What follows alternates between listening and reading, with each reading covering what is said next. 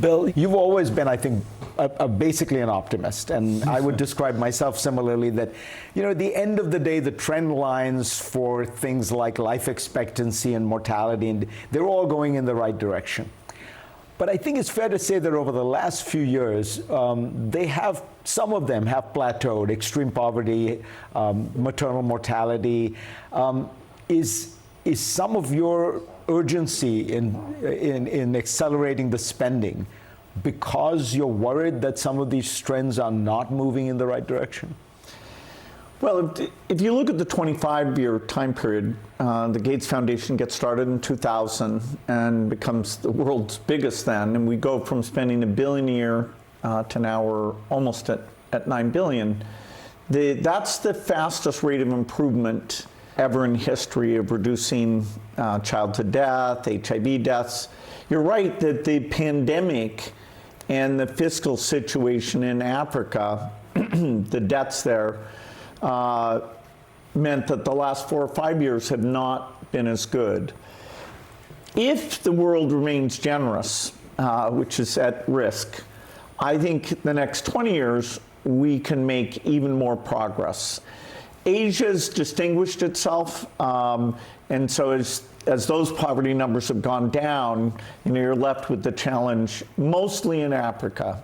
And so there are some things that are going to be tougher, but the innovations will overcome those difficulties if we stay true to this cause. And despite the enormous amount you're giving, you cannot make up the declines in government funding, right? You can be confident about this, right? That if government fundings in the Western world for foreign aid keep declining or even stay where they are, you're going to have millions and millions, tens of millions of people dying. Absolutely. We'll see a reversal. Instead of going from the 10 million children dying a year to the 5 million, it's going to go back up. And so we're going to lose millions of lives. And a poignant milestone for that will be the Gavi, the group that buys vaccines for these poor countries, that 80% of that has been rich world governments, 20% is Gates Foundation. If that 80% is substantially cut, that alone will lead to lots more deaths. So we are definitely in a global health emergency because the European budgets are being cut, and the proposal in the US is very dramatic. It's not only has money been cut, in fact, by the executive branch, they're proposing that the Congress in the next budget cut it 80%. Now I'm going to try and avoid that. I'm going to work, with the executive and Congress, but that would be a dramatic reversal in the improvements we've driven. You said that Elon Musk choosing through DOGE to cut USAID, to essentially dismantle USAID, is a case of the world's richest man being involved in the deaths of the world's poorest people. Musk is a smart guy. Do you think it was pandering to the prejudices of the Republican base, which thinks all foreign aid is wasted? What do you think was going on there? Well, I think if you show up and say in a few months you can cut $2 trillion out of a $7 trillion budget, you're not going to succeed. And so you go for the softest things, and things that are overseas that you can mischaracterize, like characterizing it as condoms for Hamas, didn't have one iota of truth, and talking about people that he hasn't spent time with. I mean, I spend a lot of time in Africa. I go to Nigeria, Ethiopia, Kenya, meet the USAID people. He's a genius in some domains, but in global health, it hasn't been a focus. And so I'd say that, firing all those people and cutting off all that money, that was a mistake. I don't think the U.S. values are to lose those relationships and destroy those health systems that increases the risk of a pandemic. We want to be a force for good. If there was a modest cut, and a challenge to be more efficient or to get others to step up, I'm fine with that. But 80%, that's going to be millions of deaths, and it's a mistake. You, as you say, you have worked with USAID and with those, I've visited and seen these programs. and they've been characterized. Part of the, the issues they were cut, but then there was a kind of brutal assault on these people, saying that they're criminals and things like that.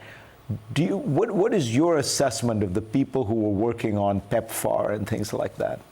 Well, these are heroes. I mean, to take a job in Africa, and these aren't, high-paying jobs, other than the military, these are about as honorable, and they're the face of America to people who we want to be allied with us.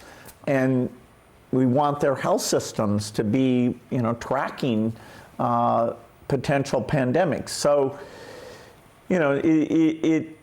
it's a shame that they were characterized in that negative way. As we build it back, fine, we'll do it with a bit fewer people, but demonizing them is deeply unfair.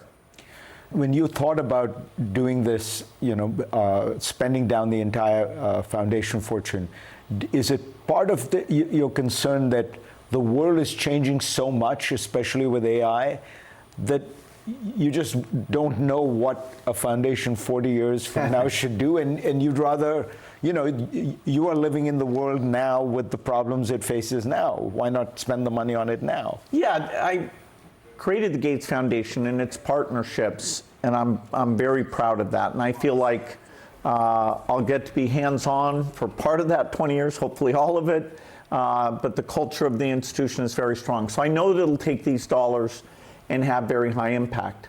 I also know the world will be very different 21 years from now, partly because AI, as you say.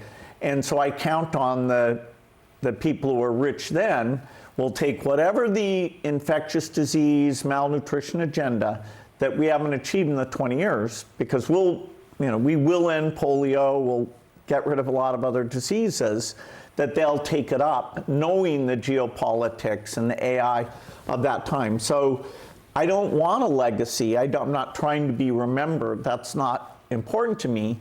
And so the fact that foundation will be gone, the dream would be that malaria and polio, the legacy would be that nobody remembers what those awful diseases are.